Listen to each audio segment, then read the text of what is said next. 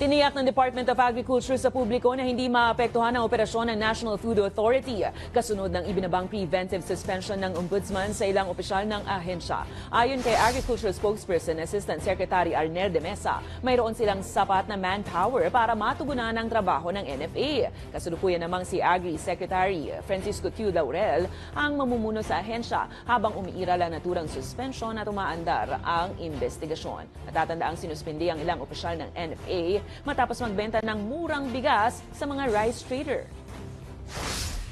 Bagamat ganito karami yung nasuspinde, ay meron namang enough na personnel pa ang NFA, yun ang sinisigurado natin para yung mga papalit ay magkaroon din ng kapangyarihan or authority para yung mga bodega natin, yung ating mga warehouses ay mananatili in operation sa pamimili sa ating mga magsasaka. Kasi anihan na ngayon gusto natin masigurado na tuloy-tuloy yung pagbili